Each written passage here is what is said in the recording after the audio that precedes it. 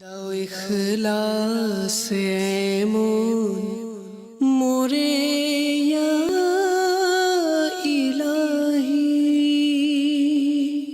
আলহামদুলিল্লাহি রব্বিল আলামিন ওয়াসসালাতু ওয়াসসালামু আলা সাইয়্যিদিল মুরসালিন আম্মা বা'দ ফাআউযু বিল্লাহি মিনাশ শাইতানির রাজীম বিসমিল্লাহির রহমানির রহিম সালাতু ওয়াসসালামু আলাইকা ইয়া রাসূলাল্লাহ আসসালাতু ওয়াসসালামু আলাইকা ইয়া হাবিবাল্লাহ আসসালাতু ওয়াসসালামু আলাইকা ইয়া নবিয়াল্লাহ ওয়া আলা আলিকা ওয়া আসহাবিকা ইয়া নূরাল্লাহ। মুসনাদে আহমদ বিন হাম্বল কিতাবে রয়েছে, দুই জাহানের নবী সাল্লাল্লাহু তাআলা আলাইহি ওয়া আলিহি ওয়াসাল্লাম ইরশাদ করেন যে আল্লাহ রাব্বুল আলামিন ইরশাদ করেছেন, হে মুহাম্মদ সাল্লাল্লাহু আলাইহি ওয়াসাল্লাম, মান সাল্লা আলাইকা সাল্লাইতু আলাইহি ওয়া মান সাল্লামা আলাইকা সাল্লামতু আলাইহি। আল্লাহ তাআলা প্রিয় নবীকে বলছেন, যে আপনার প্রতি দুরূদ শরীফ প্রেরণ করবে আমি তার প্রতি দুরূদ প্রেরণ করব, এবং যে আপনার প্রতি সালাম প্রেরণ করবে আমিও তার প্রতি সালাম প্রেরণ করব। কেউ চুপ থাকবো না, ইনশাআল্লাহ আমরা সকলেই প্রিয় নবীর উপর দুরূদ ও সালাম পেশ করি। সাল্লু আলাল হাবিব সাল্লাল্লাহু তাআলা আলা মুহাম্মদ সাল্লাল্লাহু আলাইহি ওয়াসাল্লাম সালাতাম ওয়া সালামান আলাইকা ইয়া রাসূলাল্লাহ। প্রিয় ইসলামী ভাইরা, সকল সাহাবায়ে কেরামগণ আলাইহিমুর রিদওয়ান শ্রেষ্ঠ মানুষদের অন্তর্ভুক্ত, এবং ন্যায় বিচারক তাদের যখন আলোচনা করা হয় তখন কল্যাণময় আলোচনা করা ফরজ, তাদের প্রশংসা করা ফরজ। কোনো সাহাবীর প্রতি মন্দ বিশ্বাস রাখা পথভ্রষ্টতা এবং জাহান্নামী হওয়ার অধিকারী, কেননা তাদের প্রতি বিদ্বেষ পোষণ করা আসলে হুজুর সাল্লাল্লাহু আলাইহি ওয়াসাল্লামের প্রতি বিদ্বেষ পোষণ করার মতোই। সকল সাহাবায়ে কেরাম বড় ছোট সকলেই জান্নাতি, তারা জাহান্নামের সামান্যতম আওয়াজও শুনবেন না এবং সর্বদা তারা মন মতো পেতে থাকবেন। আল্লাহ রাব্বুল আলামিন কোরআনুল মজিদ ও ফুরকানুল হামিদের মধ্যে ইরশাদ করেছেন, রাদিয়াল্লাহু আনহুম ওয়া রাদু আন, এবং তারা আল্লাহ রাব্বুল আলামিনের প্রতি খুশি আর আল্লাহ রাব্বুল আলামিন তাদের প্রতি খুশি। এটা আল্লাহ তাবারাকা ওয়া তাআলা সাহাবায়ে কেরামদের ব্যাপারে বলেছেন। এত বড় আয়াত যে আমিও তাদের থেকে খুশি, আবার তারাও আমার থেকে খুশি। তারা বান্দা হয়েও সৃষ্টিকর্তা থেকে খুশি, এই কথা সৃষ্টিকর্তা বলছেন যে আমি তাদেরকে এমন নিয়ামত দিয়েছি যে তারা আমার থেকে খুশি আছে। 18 জিলহজ সাহাবায়ে কেরামদের মধ্যে একজন মহান ব্যক্তিত্ব, ইসলামের তৃতীয় খলিফা হযরত সাইয়েদুনা উসমানে গনি রাদিয়াল্লাহু তাআলা আনহুর শাহাদাতের দিন, অর্থাৎ এই মাসের জিলহজ মাসের 18 তারিখে হযরত উসমানে গনি রাদিয়াল্লাহু তাআলা আনহুকে শহীদ করা হয়েছিল।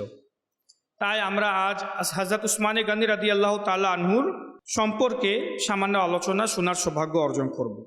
আর রওজুল ফায়েক নামক কিতাবের মধ্যে রয়েছে, একদা আমিরুল মুমিনিন হযরত সাইয়েদুনা উমর বিন খাত্তাব এবং হযরত সাইয়েদুনা উসমানে গনি রাদিয়াল্লাহু তাআলা আনহু, যার আলোচনা আজ আমরা করছি, তারা দুইজনই প্রিয় নবী সাল্লাল্লাহু আলাইহি ওয়াসাল্লামের পক্ষ থেকে দেওয়া একটি কাজে নিয়োজিত ছিলেন, একটি কাজে ব্যস্ত ছিলেন। তো তখনই নামাজের সময় হয়ে গেল। হযরত উমর ফারুক আজম রাদিয়াল্লাহু তাআলা আনহু যখন জামাতের জন্য আসলেন, তো হযরত উসমানে গনি রাদিয়াল্লাহু তাআলা আনহুকে সামনের দিকে অগ্রসর করে দিলেন যে আপনি নামাজ পড়ান। তো হযরত উসমানে গনি রাদিয়াল্লাহু তাআলা আনহু ইরশাদ করেন, হে আমিরুল মুমিনিন, আপনি উমর বিন খাত্তাব, আপনার অনেক প্রশংসা প্রিয় নবী সাল্লাল্লাহু আলাইহি ওয়াসাল্লাম করেছেন, তো আপনিই নামাজ পড়ান। মানে নামাজকে পড়াবে এটা নিয়ে কথাবার্তা শুরু হয়ে গেল। তো এখন এই কথা শুনে হযরত উমর বিন খাত্তাব রাদিয়াল্লাহু তাআলা আনহু উসমানে গনিকে বললেন যে আমি আপনার চেয়ে অগ্রগামী হব না, আমি আপনাকে পিছনে রেখে আমি নামাজ পড়াবো না, কেননা আমি প্রিয় নবী সাল্লাল্লাহু আলাইহি ওয়াসাল্লামকে এরূপ বলতে শুনেছি, উসমান কতই না ভালো লোক, সে আমার জামাতা, আমার মেয়ের স্বামী, আমার জামাতা এবং আমার 2 জন কন্যার স্বামী।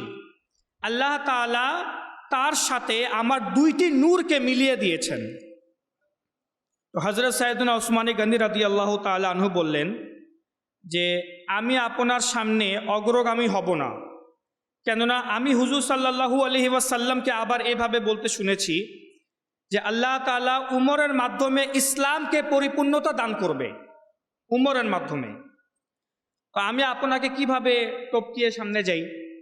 তো হযরত সাইয়েদনা ওমর বিন খাত্তাব রাদিয়াল্লাহু তাআলা আনহু বলেন যে আমিও আপনার সামনে অগ্রগামী হব না, কেননা আমি হুজুর সাল্লাল্লাহু আলাইহি ওয়াসাল্লামকে এরূপ ইরশাদ করতে শুনেছি যে ওসমান এমন মর্যাদাশীল একজন ব্যক্তি, এমন সাহাবী যাকে ফেরেশতারাও লজ্জা করে, আল্লাহর মালায়েকারা ফেরেশতারাও ওসমানকে লজ্জা করে, লজ্জাবোধ করে। তো হযরত সাইয়েদনা উসমানে গনি রাদিয়াল্লাহু তাআলা আনহু বলেন যে আমি আপনার সামনে অগ্রগামী হব না, কেননা আমি হুজুর সাল্লাল্লাহু আলাইহি ওয়াসাল্লামকে এরূপ ইরশাদ করতে শুনেছি যে আল্লাহ তাআলা উমরের মাধ্যমে মুসলমানদেরকে সম্মান দান করবেন। হযরত সাইয়েদনা ওমর বিন খাত্তাব রাদিয়াল্লাহু তাআলা আনহু আবার একই কথা বলেন যে হুজুর আপনি যাই বলেন, আমি আপনার সামনে কখনোই অগ্রগামী হব না, কেননা আমি হুজুর সাল্লাল্লাহু আলাইহি ওয়াসাল্লামকে আপনার ব্যাপারে এই কথা বলতে শুনেছি যে ওসমান কোরআনে পাককে সংকলন করবে, ওসমান কোরআনকে সংকলন করবে এবং সে আল্লাহ তাআলার প্রিয়। দেখুন, প্রিয় নবী কত পূর্বেই বলে দিয়েছেন যে উসমানে গনি রাদিয়াল্লাহু তাআলা আনহু কোরআনে পাককে একত্রিত করবে, তিনি সংকলন করবেন। হযরত সাইয়েদনা উসমানে গনি রাদিয়াল্লাহু তাআলা আনহু বলেন আমি আপনার সামনে অগ্রসর হব না, কেননা আমি হুজুর সাল্লাল্লাহু আলাইহি ওয়াসাল্লামকে হে উমর আপনার ব্যাপারে বলতে শুনেছি যে উমর কতই না ভালো মানুষ, বিধবা এবং এতিমদের খোঁজ খবর রাখে, আর রাতের অন্ধকারে যখন সবাই ঘুমায় থাকে, সবাই যখন শুয়ে থাকে, স্বপ্নের জগতে থাকে, তখন উমর বিন খাত্তাব রাদিয়াল্লাহু তাআলা আনহু তাদের বাসায় খাবার পৌঁছিয়ে দেয়।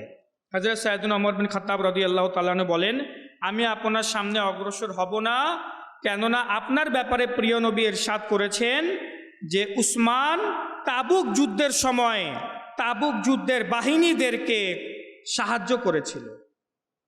এটা হচ্ছে উসমানের শান। এই কথা শুনেই উসমানে গনি রাদিয়াল্লাহু তাআলা আনহু ইরশাদ করেন হে ওমর, আমি প্রিয় নবী সাল্লাল্লাহু আলাইহি ওয়াসাল্লামকে আপনার ব্যাপারে এই দোয়া করতে শুনেছি যে প্রিয় নবী এভাবে দোয়া করেছিলেন, হে আল্লাহ উমর বিন খাত্তাবের মাধ্যমে ইসলামকে সম্মান দান করো। এবং রাসূলুল্লাহ সাল্লাল্লাহু আলাইহি ওয়াসাল্লাম আপনার নাম রেখেছেন ফারুক, সত্য এবং মিথ্যার মধ্যখানে পার্থক্য সৃষ্টিকারী।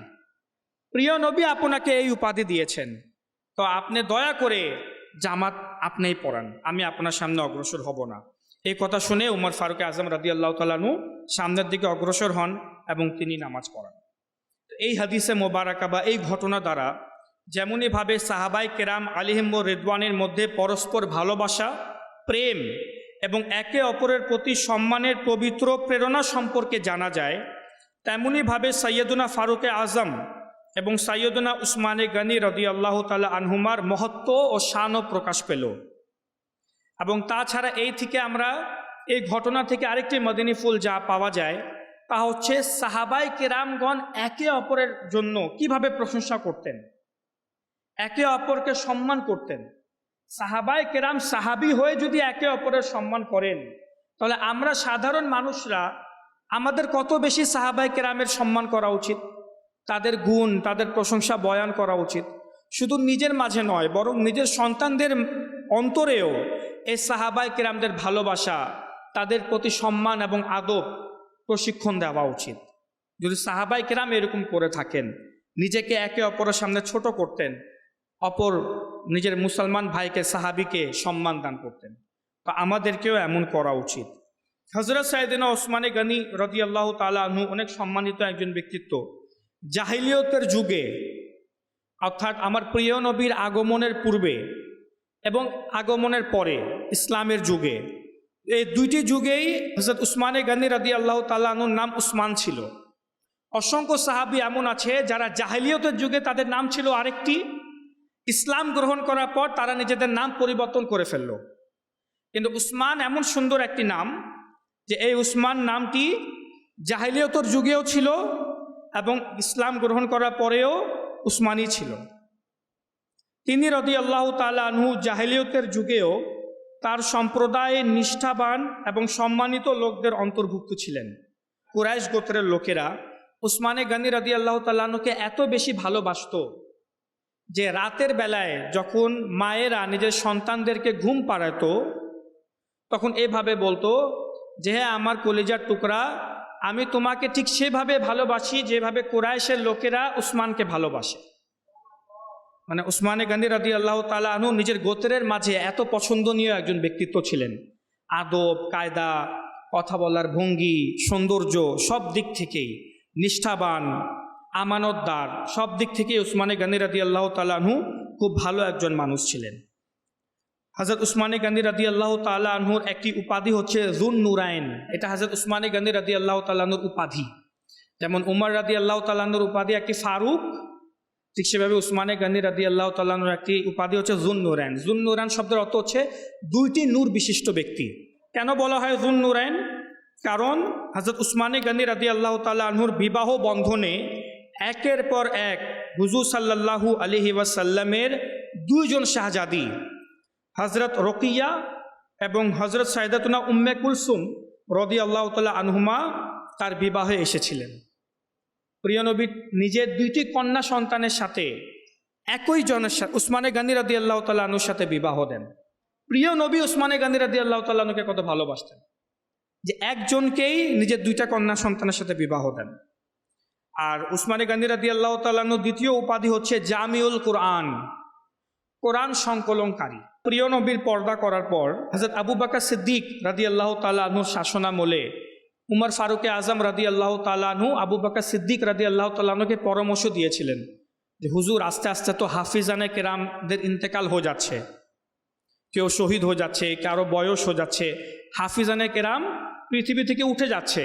তো এইভাবে করে তো সকল হাফিজের যদি ইন্তেকাল হয়ে যায় আর মানুষদের স্মৃতিশক্তিও দুর্বল হচ্ছে, তো কোরআন তো উঠে যাবে পৃথিবী থেকে, তো কোরআনকে সংগ্রহ করতে হবে। তো উমর ফারুকে আজম রাদিয়াল্লাহু তাআলা আনহুর পরামর্শে আবু বকর সিদ্দিক রাদিয়াল্লাহু তাআলা আনহু যে সকল স্থানে, যে কাগজে বা পাথরে বা পাতায় কোরআনের আয়াতসমূহ লেখা ছিল সবগুলোকে তিনি সংগ্রহ করে রেখেছিলেন। তিনি সংগ্রহ করেন আবু বকর সিদ্দিক রাদিয়াল্লাহু তাআলা আনহু। কিন্তু তারপরেও তিনটি কাজ বাকি ছিল। এক, সমস্ত কাগজকে যা বিভিন্ন জায়গায় ছড়িয়ে ছিটিয়ে ছিল সবগুলাকে একটি পাণ্ডুলিপিতে একত্রিত করা বাকি ছিল। একটা বই আকার রূপ দেওয়া, কোরআন শরীফের রূপ দেওয়া, তা বাকি ছিল। দুই, সকল এই পুরা কোরআনে পাককে একত্রিত করে একটা গ্রন্থ আকারে সকল ইসলামিক রাষ্ট্রে ছড়িয়ে দেওয়া, এই কাজ বাকি ছিল। এবং তৃতীয় হচ্ছে সকল রাষ্ট্রে পৌঁছিয়ে দেওয়ার পর সকলকে তাকিদ দেওয়া যে কুরাইশরা যেভাবে কোরআনে পাক তেলাওয়াত করে, কারণ কুরাইশরা তো প্রিয় নবীর সংস্পর্শ পেয়েছে, তো কুরাইশদের তেলাওয়াতের, তারা যেভাবে কোরআন তেলাওয়াত করে ঠিক সেভাবেই কোরআন তেলাওয়াত করতে হবে। এই তিনটি কাজ করা বাকি ছিল, যা আবু বকর সিদ্দিক রাদিয়াল্লাহু তাআলা আনহুর সময়েও হয় নাই, উমর ফারুক আজম রাদিয়াল্লাহু তাআলা আনহুর শাসনামলেও হয় নাই, বরং হযরত উসমানে গনি রাদিয়াল্লাহু তাআলা আনহু খিলাফতে এসে সর্বপ্রথম এই তিনটি কাজ করেন। এই কারণেই উসমানে গনি রাদিয়াল্লাহু তাআলা আনহুকে জামিউল কোরআন বলা হয়। আজ যে আমরা কিতাব আকারে কোরআন পড়ি না, প্রিয় নবীর যুগে এভাবে কিতাব আকারে কোরআন ছিল না। সকলের কোরআনে পাক মুখস্থ ছিল, সকলেই হাফিজ ছিল। তখন এক একটা আয়াত মুখস্থ থাকতো। হ্যাঁ, কিছু কিছু সাহাবায়ে কেরাম কেউ কাগজে, ওই সময় আমাদের মতো আর কাগজ ছিল না, কেউ পাতার কাগজে, কেউ চামড়ায়, কেউ চামড়ার উপর, পাতার উপর, পাথরের উপর এভাবে লিখে লিখে রাখতো। হযরত উসমানে গনি রাদিয়াল্লাহু তাআলা আনহুর যুগে যখন কাগজের যুগও আসলো, আস্তে আস্তে সব আবিষ্কার হতে লাগলো, তিনি সব একত্রিত করেন, কিতাবের রূপ, বইয়ের রূপ ধারণ করেন আর সব জায়গায় ছড়িয়ে দেন। ওই আল্লাহ তাবারাকা ওয়া তাআলা যে ওয়াদা করেছেন যে আমি কোরআনের হিফাজতকারী, কোরআনে পাকে আল্লাহ তাআলা বলেছেন ইন্না লাহু লাহাফিজুন, যে আমি কোরআনে পাককে হিফাজত করব, এটা আল্লাহ তাআলা বলেছেন। এই কথা আল্লাহ তাআলা তাওরাতের জন্যও বলেন নাই, ইনজিলের জন্যও বলেন নাই, জবুর শরীফের জন্যও বলেন নাই, কোনো আসমানি সহিফার জন্য আল্লাহ তাআলা বা কিতাবের জন্য এই কথা বলেন নাই যে এই কিতাবকে আমি রক্ষা করব। কিন্তু কোরআনের ব্যাপারে আল্লাহ তাআলা বলে দিয়েছিলেন, হে নবী আপনি চিন্তা করবেন না, এই কিতাবকে আমি রক্ষা করব। তাই আজ এই কোরআনে পাকের একটা হরফকেও কেউ পরিবর্তন করতে পারে না। হরফ তো দূরের কথা, একটা হরকতকেও কেউ পরিবর্তন করতে পারে না। আমি যদি আপনার সামনেই আলহামদুলিল্লাহি রব্বিল আলামিনকে আলহামদুলিল্লাহি রব্বিল আলামিন পড়ি, আপনার ভুল ধরে নেবেন না? আরে আলহামদুলিল্লাহ কেন, আলহামদুলিল্লাহ হবে। এটাও আল্লাহ রাব্বুল আলামিনের কুদরত। ঠিক আছে, আপনার পুরা কোরআনে পাক আপনার বুকে নাই, সূরা ফাতিহা তো সকলের বুকে আছে, সকলের স্মৃতিতে আছে। এইভাবে করে আল্লাহ রাব্বুল আলামিন এই কোরআনে পাক সংকলনের সবচেয়ে বড় খিদমত হযরত উসমানে গনি রাদিয়াল্লাহু তাআলা আনহু থেকে নিয়েছেন। অনুরূপভাবে হযরত উসমানে গনি রাদিয়াল্লাহু তাআলা আনহু তিনি অনেক বড় আশিকে রসুল ছিলেন। এমন আশিকে রসুল ছিলেন, জামিউল মুজিজাত কিতাবের মধ্যে রয়েছে যে একবার আমিরুল মুমিনিন হযরত উসমানে গনি রাদিয়াল্লাহু তাআলা আনহু নবী করিম সাল্লাল্লাহু আলাইহি ওয়াসাল্লামের দরবারে আরজ করলেন, ইয়া রাসূলুল্লাহ আপনার সাথীদের নিয়ে আমার বাড়িতে তশরিফ নিয়ে আসুন এবং যা বিদ্যমান থাকবে তা খাবেন। মানে দাওয়াত দিল, প্রিয় নবীকে নিজের ঘরে আমন্ত্রণ জানাইলেন তিনি। প্রিয় নবী সাল্লাল্লাহু আলাইহি ওয়াসাল্লাম হযরত উসমানে গনি রাদিয়াল্লাহু তাআলা আনহুর দাওয়াতকে গ্রহণ করে নিলেন। যখন হুজুর সাল্লাল্লাহু আলাইহি ওয়াসাল্লাম সাহাবায়ে কেরাম আলাইহিমুর রিদওয়ানকে সাথে নিয়ে আমিরুল মুমিনিন হযরত উসমানে গনি রাদিয়াল্লাহু তাআলা আনহুর পিছনে পিছনে যেতে লাগলেন, তো হযরত উসমানে গনি রাদিয়াল্লাহু তাআলা আনহু প্রিয় নবীর কদম গুনতে লাগলেন। প্রিয় নবী হেঁটে হেঁটে উসমানে গনি রাদিয়াল্লাহু তাআলা আনহুর বাসায় যাচ্ছেন, উসমানে গনি রাদিয়াল্লাহু তাআলা আনহু তার কদম গণনা করতে লাগলেন, এই 1, এই 2, এই 3, এই 4, মানে প্রিয় নবী এক একটা কদম ফেলছেন, উসমানে গনি তা গণনা করতে লাগলেন। তো প্রিয় নবী সাল্লাল্লাহু আলাইহি ওয়াসাল্লাম ইরশাদ করলেন, ওসমান আমার কদম কেন গণনা করছো? তো আমিরুল মুমিনিন হযরত উসমানে গনি রাদিয়াল্লাহু তাআলা আনহু আরজ করলেন, শুনুন কত বড় আশিকে রাসূল, দেখুন, ইয়া রাসূলুল্লাহ সাল্লাল্লাহু আলাইহি ওয়াসাল্লাম আমি চাই যে আপনার সম্মানে আপনার প্রতিটি কদমের পরিবর্তে একজন গোলাম আজাদ করে দিব, একজন গোলামকে মুক্ত করে দিব। অতঃপর আমিরুল মুমিনিন হযরত উসমানে গনি রাদিয়াল্লাহু তাআলা আনহু বাড়ি পর্যন্ত হুজুর সাল্লাল্লাহু আলাইহি ওয়াসাল্লামের যতগুলো কদম মোবারক পড়েছে তিনি রাদিয়াল্লাহু তাআলা আনহু ততজন গোলামকে আজাদ করে দিলেন, মুক্ত করে দিলেন। মনে রাখবেন হযরত উসমানে গনি রাদিয়াল্লাহু তাআলা আনহু সাহাবায়ে কেরামদের মধ্যে রিচেস্ট একজন পার্সন ছিলেন, একজন সম্পদশালী ব্যক্তি ছিলেন তিনি। এত সম্পদশালী হওয়ার সত্ত্বেও কৃপণতা তার মাঝে ছিল না, তেমন দানশীল ছিলেন আর প্রিয় নবীর জন্য সব কিছু উৎসর্গ করতে রাজি। প্রিয় নবীর বাসা থেকে উসমানে গনি রাদিয়াল্লাহু তাআলা আনহুর বাসা পর্যন্ত হাঁটতে কত কদম প্রিয় নবী হেঁটেছেন, কয়শো কদম তিনি হেঁটেছেন। ওই সবগুলো কদমের হিসাবে তিনি গোলামদেরকে মুক্ত করে দিলেন। আর নিজের গোলাম, সব যে নিজের গোলাম ছিল এমন না, প্রিয় নবীর সংস্পর্শে থাকার কারণে সাহাবায়ে কেরাম নিজেদের সাথে সেভাবে গোলাম রাখতেন না, বরং অন্যদের কাছে যে গোলাম আছে টাকা দিয়ে দিয়ে তাদেরকে মুক্ত করে দিয়েছিলেন তিনি। আচ্ছা, অনুরূপভাবে হযরত উসমানে গনি রাদিয়াল্লাহু তাআলা আনহুর ইশকে রাসূল, প্রিয় নবীর প্রতি ভালোবাসার আরও কিছু উপমা শুনুন। একদিন আমিরুল মুমিনিন হযরত উসমানে গনি রাদিয়াল্লাহু তাআলা আনহু মসজিদের দরজায় বসে ছাগলের সামনের পায়ের যে মাংস আছে তা খেলেন, অতঃপর অজু না করেই ভিতরে প্রবেশ করলেন। অজু পূর্বে থেকে ছিল, কিন্তু সাহাবায়ে কেরামগণ মুস্তাহাব কোনো কিছু আহার করার পর পুনরায় অজু করে নেওয়া। আপনার অজু আছে, আপনি কিছু খেলেন কিন্তু আবার আপনি অজু করে নিলেন, এটা মুস্তাহাব, মানে অজু আছে, অজু ভাঙবে না, কিছু খেয়ে নিলে অজু ভাঙে না, কিন্তু তারপরেও একটা মুস্তাহাব যে আমি কিছু খেলাম আবার অজু করে নেই। তো হযরত উসমানে গনি রাদিয়াল্লাহু তাআলা মাংস আহার করার পর তিনি অজু না করেই মসজিদে প্রবেশ করলেন, অথচ ওনার অভ্যাস ছিল আবার অজু করে নেওয়ার। তো মানুষেরা যখন এরকম হঠাৎ এরকম একটা আচরণ করতে দেখলেন, তো তিনি ইরশাদ করলেন যে আমি রাসূলুল্লাহ সাল্লাল্লাহু আলাইহি ওয়াসাল্লামকেও এই স্থানে বসে একদিন হঠাৎ মাংস খেতে দেখলাম, আর আমি প্রিয় নবীকে দেখলাম যে তিনি অজু না করে ভিতরে প্রবেশ করেছিলেন, তাই আমিও একই জিনিসটা করলাম। কোনো রিজন নাই, নো রিজন, কোনো রিজন ছাড়াই তিনি বাইরে গেলেন, মাংস খেলেন, আবার ভিতরে চলে আসলেন। কেন ভাই? প্রিয় নবী করেছেন তাই করেছি, এটাই লজিক। এর চেয়ে বড় লজিক আর কি হতে পারে? প্রিয় নবী করেছেন, বাস এটাই তো ভালোবাসা না? মেহবুব যা করবে, মাসুক যা করবে, সে ভালো যে প্রেমিক সে ওটাই করবে। যে মেহবুব কেন করছে, প্রেমাস্পদ কেন করছে, আমার মাসুক কেন করছে, এটা চিন্তা করে না। মাসুক করেছে, মেহবুব করেছে, আমাকেও সে কাজটি করতে হবে। তো সাহাবায়ে কেরামগণ এই বিষয়টি ভালোভাবে জানতেন। আমিরুল মুমিনিন হযরত উসমানে গনি রাদিয়াল্লাহু তাআলা আনহু একবার অজু করার সময় মুচকি হাসলেন। একবার অজু করার সময় হঠাৎ মুচকি হাসতে লাগলেন। তো লোকেরা জিজ্ঞাসা করলো, হুজুর আপনি হাসছেন কেন? তো তিনি জিজ্ঞাসা করেন যে একবার রাসূলুল্লাহ সাল্লাল্লাহু আলাইহি ওয়াসাল্লামকে এই স্থানে অজু করার সময় আমি মুচকি হাসি দিতে দেখেছিলাম। প্রিয় নবী কেন হেসেছিলেন তা তো জানি না, কিন্তু প্রিয় নবী হেসেছেন তাই আমিও হাসছি, মুচকি হেসেছি। ওই স্থানে হেসেছেন বিধায় আমিও হেসেছি উজু করার সময়। আচ্ছা, আমিরুল মুমিনিন হযরত উসমানে গনি রাদিয়াল্লাহু তাআলা আনহু এক শীতের রাতে যখন নামাজ পড়ার ইচ্ছা করলেন, তখন তার গোলাম হযরত হুমরান রাদিয়াল্লাহু তাআলা আনহুকে দিয়ে অজু করার জন্য পানি আনালেন। গোলাম পানি নিয়ে আসলো, তখন তিনি রাদিয়াল্লাহু তাআলা আনহু তা দিয়ে হাত মুখ ধৌত করতে লাগলেন। অজু করার সময় গোলাম বলল, হুজুর এখন তো নামাজেরও সময় না, অনেক শীত, এই শীতে আপনি যে অজু করছেন আপনার কষ্ট হচ্ছে না? তখন তিনি রাদিয়াল্লাহু তাআলা আনহু উত্তরে বললেন যে আমি নবী পাক সাল্লাল্লাহু আলাইহি ওয়াসাল্লামকে ইরশাদ করতে শুনেছি, যে বান্দা পরিপূর্ণ অজু করে, শুধু অজু না, প্রিয় নবী পরিপূর্ণ কামিলান শব্দ ব্যবহার করেছেন, যে বান্দা পরিপূর্ণ অজু করে আল্লাহ পাক তার পূর্ববর্তী এবং পরবর্তী সকল গুনাহকে ক্ষমা করে দেন। তার সকল গুনাহ আল্লাহ তাবারাকা ওয়া তাআলা মাগফিরাত দ্বারা ক্ষমা করে দিয়ে থাকেন। এই রিওয়ায়াতে, এই হাদিসে মোবারাকাতে আমাদের জন্য শিক্ষণীয় বিষয়। অজু তো আমরাও করি, কিন্তু আমাদের গুনাহ কি ক্ষমা হয়?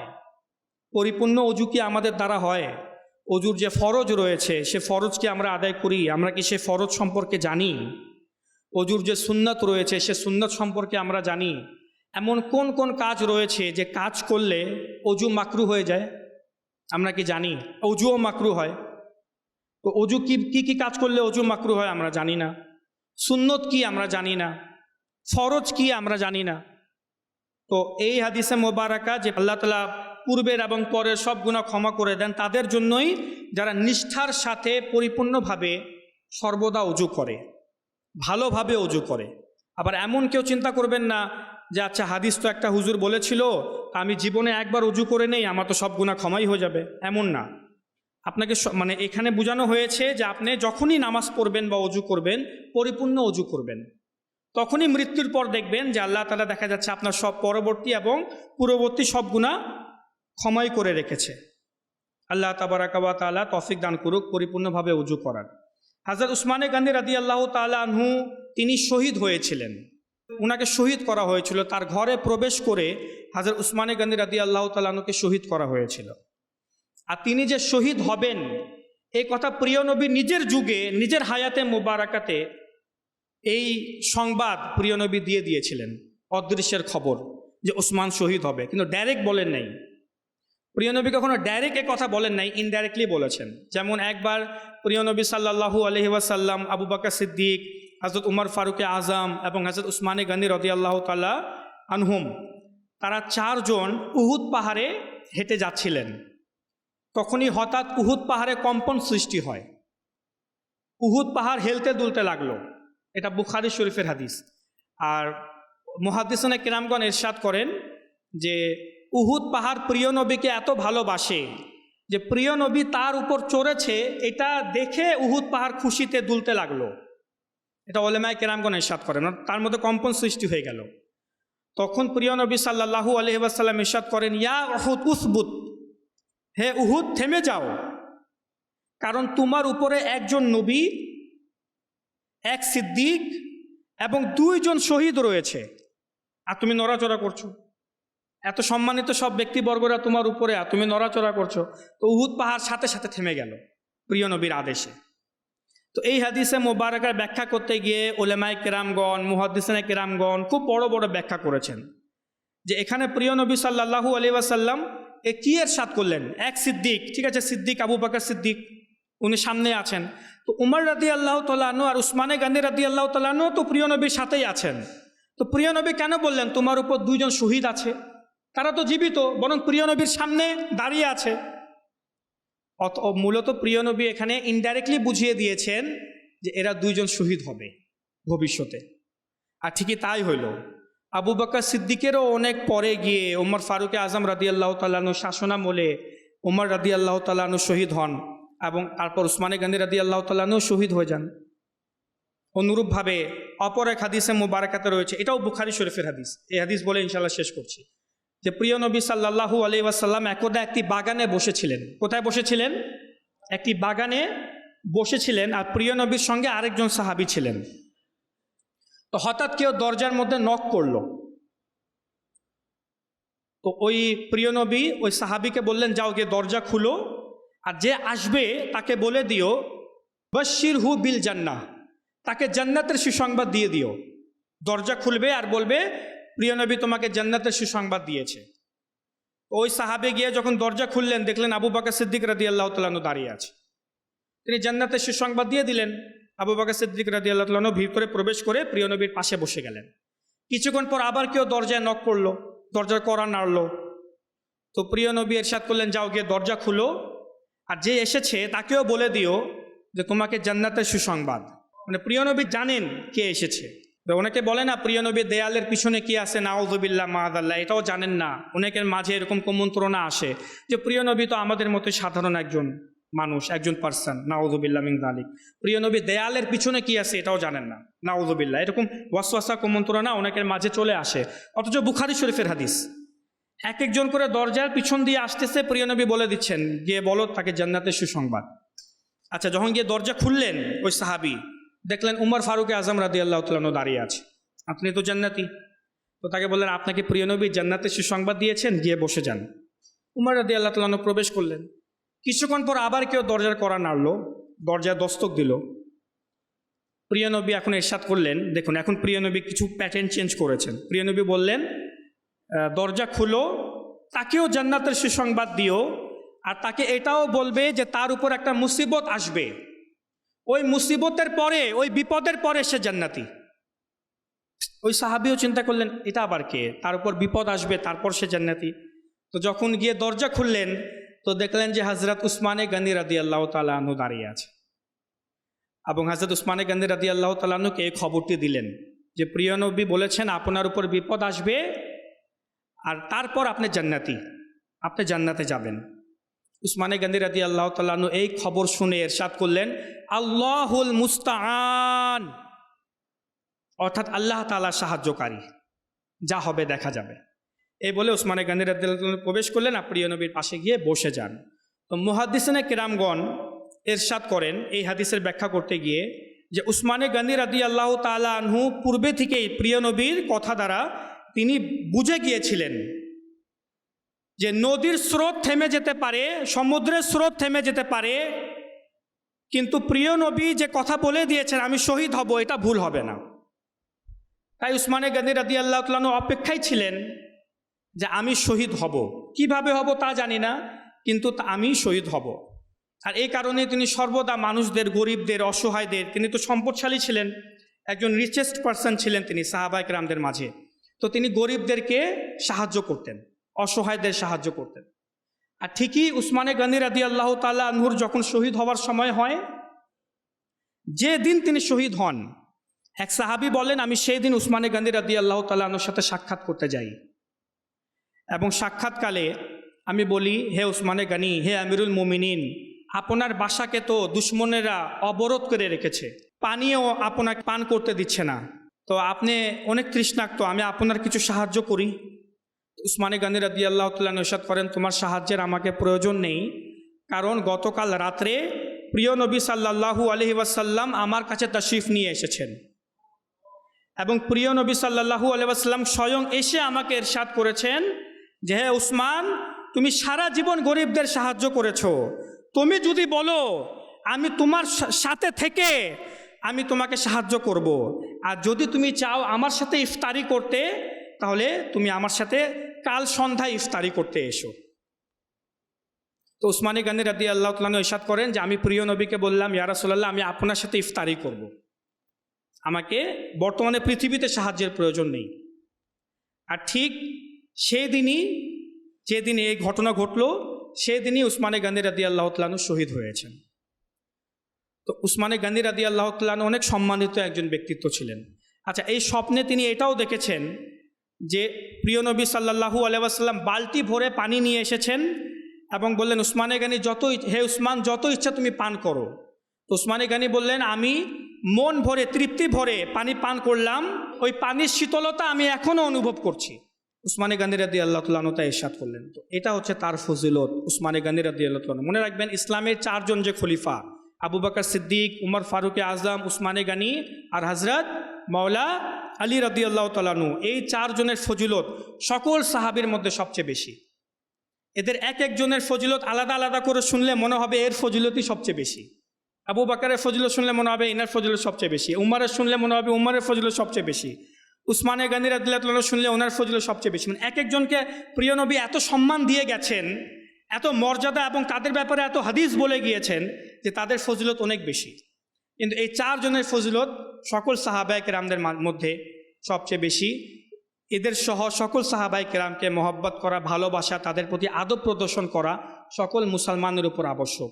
যদি একজন সাহাবীর প্রতিও আপনি বিদ্বেষ রাখেন বা আপনার মনে যদি কারোর জন্য ওয়াসওয়াসা আসে, তাহলে আপনি কখনো কামিল মুসলমান হতে পারবেন না।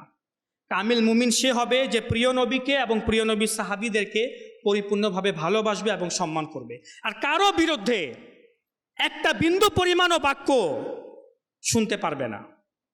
যে বলবে আপনার কাছে এসে আমি অমুক সাহাবীকে মানি না, অমুক সাহাবী খারাপ, তার সাথে কথা বলারই দরকার নেই। কারণ বুঝে নেন তার ঈমান পরিপূর্ণ না। যদি মনে হয় তাকে বুঝাইলে সে বুঝে যাবে তো ঠিক আছে, যদি না বুঝে বাদ দেন, তার সাথে কথা বলার দরকার নেই। বেশি কথা বলতে যাবেন সে আপনাকে পথভ্রষ্ট করে দিবে। তো মনে রাখতে হবে আপনার ঈমানকে সহি সালামত, এখন ফিতনা ফাসাদের যুগ, নিজের ঈমানকে সহি সালামত রাখার জন্য কম কথা বলাই ভালো। নিজে আমল করুন, সঠিক ঈমান সঠিক আকীদাকে বুঝুন আর ইবাদত করুন, আল্লাহকে খুশি করুন, আর কারো ক্ষতি করবেন না, সকলেরই ভালো করুন। বাস এটাই। আল্লাহ তাআলা যা শুনেছি তার উপর আমল করার তৌফিক দান করুন। দাও ইখলাস এমন মোরে ইয়া